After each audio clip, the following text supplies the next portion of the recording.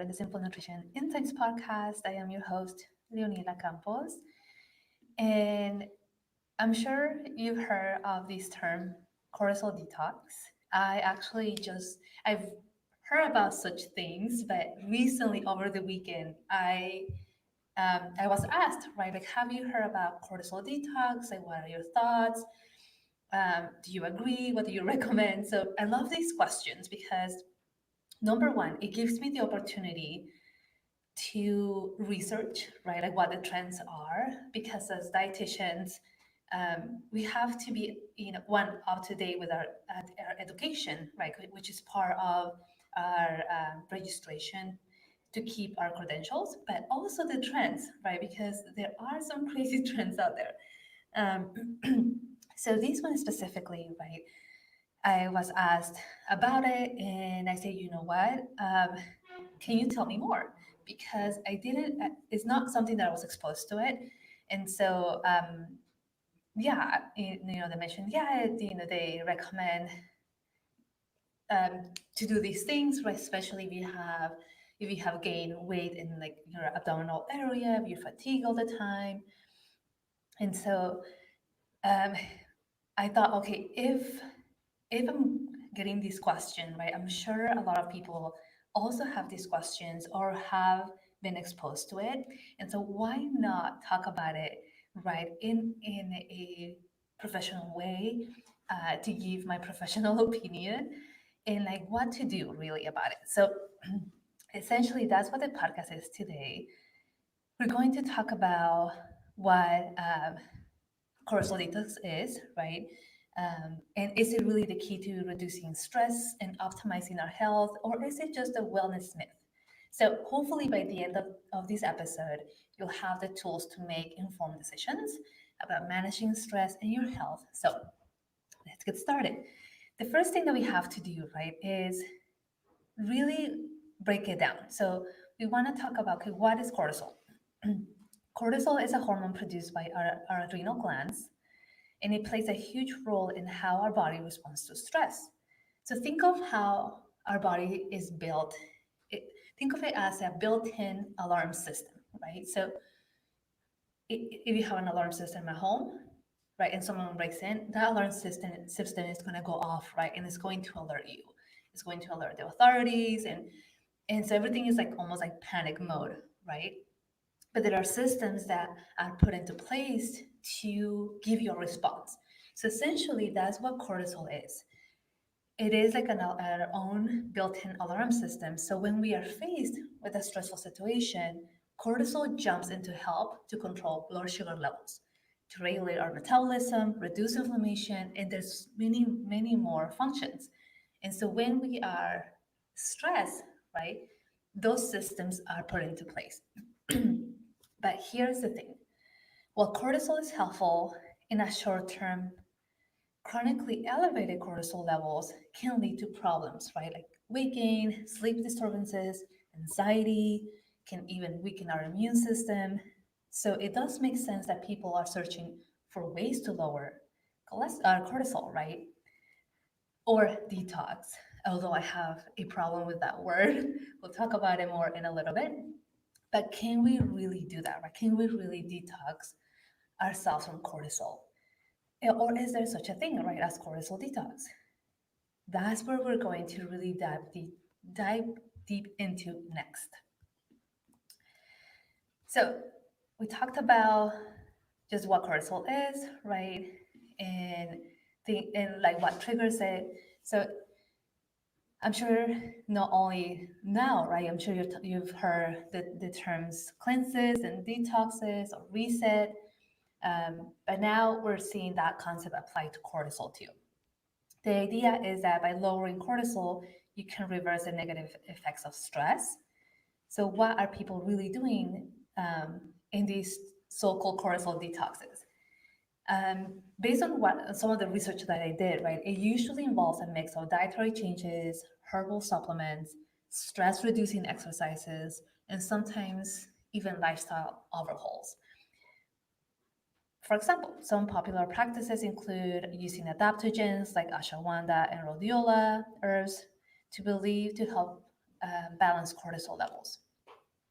But the big emphasis, right, is on adding anti-inflammatory foods like leafy greens, nuts and berries, and cutting out things that can spike cortisol, such as caffeine and sugar. On top of that, many programs promote stress relief techniques like yoga, meditation, and deep breathing. Now, I do agree with all these things, right? Because these are actually all the things that I recommend to my clients, right? Let's focus on adding more of a variety of nutrients, right? Coming from our fruits, our vegetables, our nuts and our seeds, right? Our fatty fish if we eat animal foods. So it's not such a new thing, right? But when there's a high emphasis on it, it almost is like a new thing, right? And so, yeah, let's keep talking about that a little bit more. But I do agree with these things, right? Um, and also stress. I actually ask this question all the time, right, to my patients. Tell me about your stress levels, right? How do you manage stress? How do you know when you're stressed? Because we do live in a society that is highly stressful. And so our bodies might be used to it, right? Or we feel that, hey, this is how I've been feeling forever.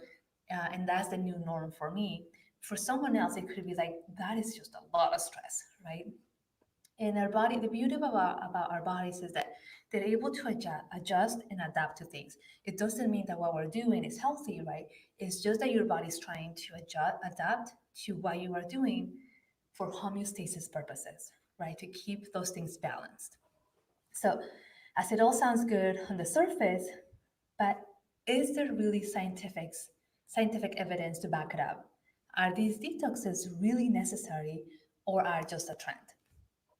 So here's the interesting thing, right? Well, there is not scientific consensus on a specific detox, right, for cortisol, meaning, you know, have these combination of herbs, right, or this combination of exercises, and that is going to cure you, right, from elevated cortisol levels.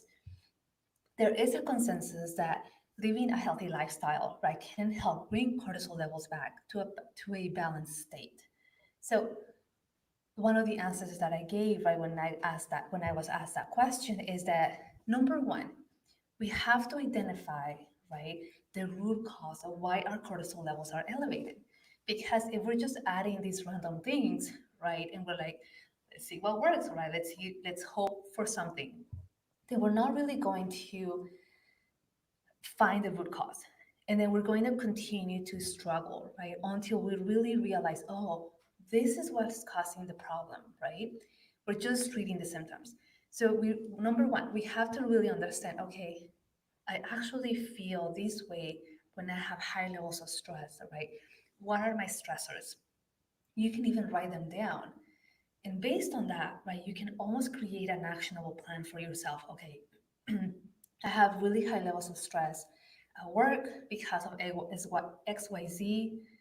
How can I reduce those levels, right? At first, we might feel like I cannot reduce those levels at all, but there's always a way, right? We have to almost dig deep and continue to dig deep until we find a solution, right? Um, so looking at that, right? Looking at what the root cause, because that's what's going to help you bring those cortisol levels down, and then and support, right? Adding those foods that I mentioned, practicing healthy lifestyles that can really help you with that. So it seems to that the best approach isn't really just to follow a fad detox, right, or a cleanse or a reset, but to really focus on sustainable ways to reduce your stress and again promote overall health. And that, alone can not only help you with your cortisol levels, but it can help with your inflammation, it can help with your pain, it can help with like just overall well-being. And essentially that's what we want to do, right? I'm sure this is not going to go away. I'm sure a lot of people are going to get rich out of it. And there's going to be more things on it.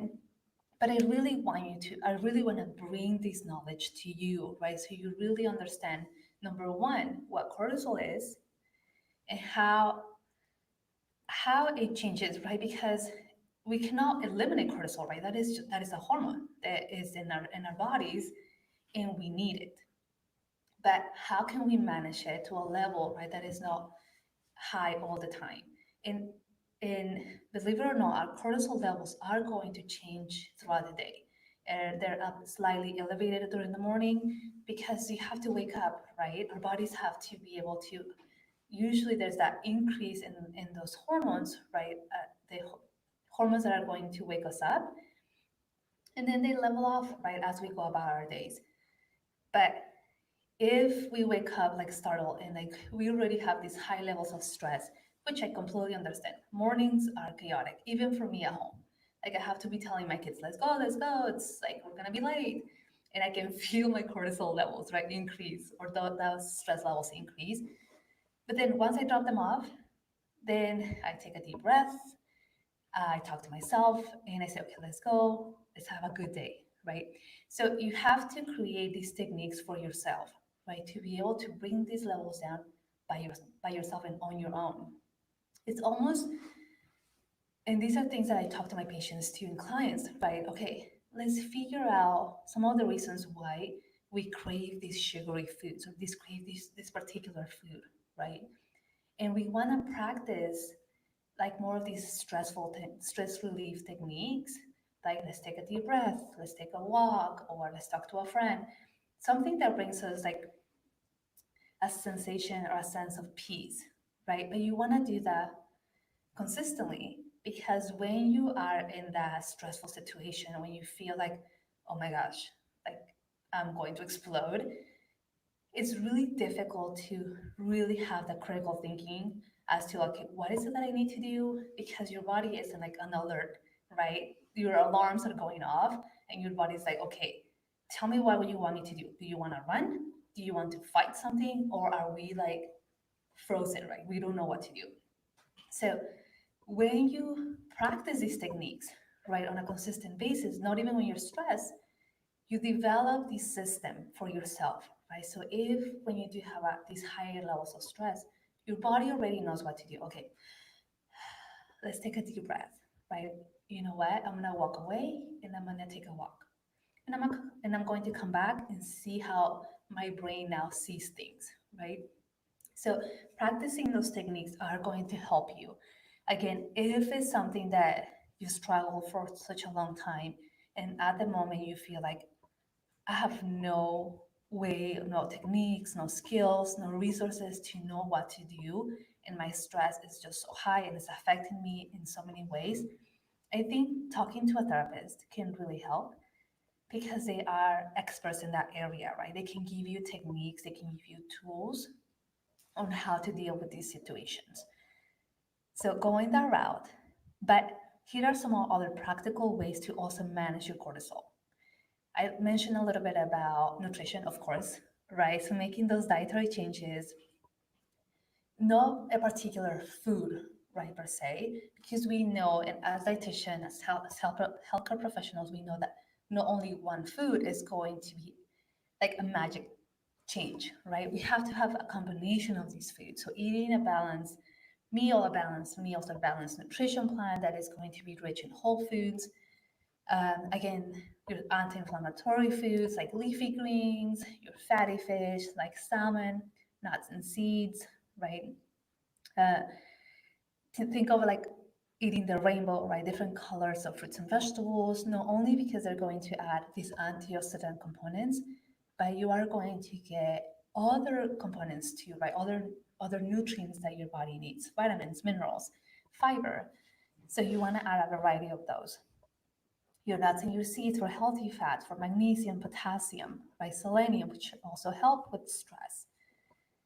And thinking about how much caffeine you consume, right? Because when we said, oh, or drinking too much caffeine, right? We can think sometimes there's that resistance, like, what do you mean? Like, do I have to eliminate coffee? Not necessarily, right? But think about how much coffee you drink. Do you drink coffee all day long? Because caffeine is a stimulant, right? And so if you're ready, like super stressed, right, and you're drinking coffee all day long, that also might not be a good practice, right? But let's say you enjoy a cup of coffee in the morning, right? Or another cup of coffee, hopefully not like late in the afternoon, because that can affect your sleep. Um, so thinking about those things, right? But also, how do you drink your coffee? Is it just black with maybe a splash of milk, or is it black, or is it coffee like loaded with sugar, right? Which can also affect just your body in general, which can absolutely increase your inflammation. If you already have issues with insulin resistance, right, is absolutely going to affect your blood sugars and your insulin response. The other thing too, right, is how often do you consume processed foods, right? More of these foods that are higher in sugar, higher in fats, right? Saturated fat, trans fats. Because if that is the case, oftentimes we are not adding enough of the other balanced meals, foods, right? Adding enough of the other wholesome foods because we're replacing them. So by just switching that, no, I'm not telling you eliminate everything, right? But you have to be able to make some changes to help your body.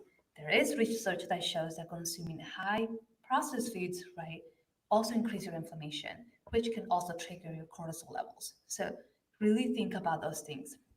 And these are things that you can do on your own before you decide to spend tons of money, right? Or giving tons of money to someone that is saying, oh, I have a cortisol cleanse for you or cortisol detox for you, right? Focus on these things first because you're able to make these changes. Um, Exercise, right? It's another one. Moderate exercise like walking, yoga, swimming, right? Is great for reducing stress without really overloading your body. Uh, High intensity exercise can temporarily increase your cortisol, so you have to have that balance, right? You have to remember that. So if you already have high cortisol levels, right, and you're adding high intensity exercises, that is going to increase. It just naturally does that, right? Because you're asking your body to do so much. And even when you exercise, your cortisol levels are going to increase temporarily and then they'll come down because they're helping you, right? We need more blood sugar at that time to fuel our exercises, right, for that response. But it usually comes down. But if you already have these high cortisol levels because of stress, you want to start with something more moderate, right? Like walking, yoga, swimming. And then if you're like, I really would need a high intensity workout, then you can add it 1 or 2 times, right, to balance those things out. Some other practices, right? Mindfulness and meditation, just really taking time to practice that, even for just a few minutes a day, right?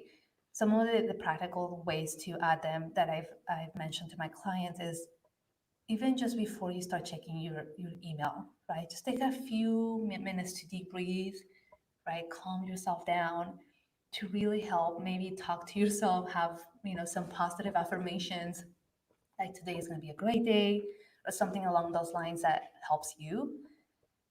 And then again, right before you start your meal, and this is really important actually, because if you go into your meal being really stressed, right, and you're almost eating mindlessly, number one, you're not paying attention to those hunger and satiety cues, right? When your body says, hey, I think we had enough to eat. Let's stop now. Because we're so distracted, right? And we're not present with our meals. We're just like eating, right? Like and then we finish our meal and we're like, did I even eat? Like I'm still hungry. And it's because of that specifically. So being really mindful when it comes to your meal time and even taking a breath at that time, right? Okay, I'm gonna start my meal. Let me take a deep breath, right? Let me be really present as I'm eating my meal. One, because you're allowing your body, you're allowing your digestive system in your brain to have those connections, right? Like, oh, we're starting to eat, right? Let's connect, right? Let's have that um, synchronization, right, of those hormones and in our brain. And then at the end of the day, right, you're finishing at the office, or you're finishing at work, take another deep breath, right? And then go home. Because we know that our day usually doesn't end when we finish our work, right? We still have a life at home. And so if it's stressful, you want to be able, as again, throughout the day, right? You want to be able to manage this stress by doing little things. So taking deep breaths, right? Going for a little walk, um, listening to an audio, listening to a podcast, whatever it is, right? Writing some things down. And that's another way to also do some self-care too. Um, let's see, sleep, right? Sleep is a huge one. We already know that high cortisol levels, right, stress levels affect our sleep, specifically if we are ending our day being stressed, right? So we want to be able to, even if sometimes, even if we have the opportunity to sleep 7, 8 hours, right, which is the goal, but maybe our quality of sleep is not the best, right? Because we're tossing and turning, we're waking up multiple times during the night, something comes up, right? Like we think about something and now we're awake, and we're like, just really thinking about that. So number one, right, you have to look, okay, what is my routine leading to bedtime, right? Do I spend mindlessly hours or time scrolling through social media or watching the news, and like now I'm really upset because of what's happening? These are things that we don't have control over, right? But yet they are affecting our health. So if that is the case, right, okay, I'm going to make sure that at least 2 hours before bedtime, I'm just going to create this environment where it's like peaceful and less stressful, if possible, right? We have kids. I have kids. Sometimes even sleep, sleep routine is stressful when the kids don't want to go to sleep. But once they go to sleep, right, trying to like bring yourself back to like a more zen mode, right? That can help you with your sleep, with your quality of sleep, right? Not using blue light, not using any kind of technology. Again, at least 2 hours before bedtime, because it is going to affect you either in your cortisol levels or in the melatonin, right, which is the hormone that helps us to go to sleep. If there's a blue light present, right, your brain is like, okay, is it nighttime? Is it daytime? Like, what is happening, right? So those levels are not increasing where they need to be to really help you to go to sleep. So really think about that, um, and make changes, right, based on what you find out, because stress is going to help.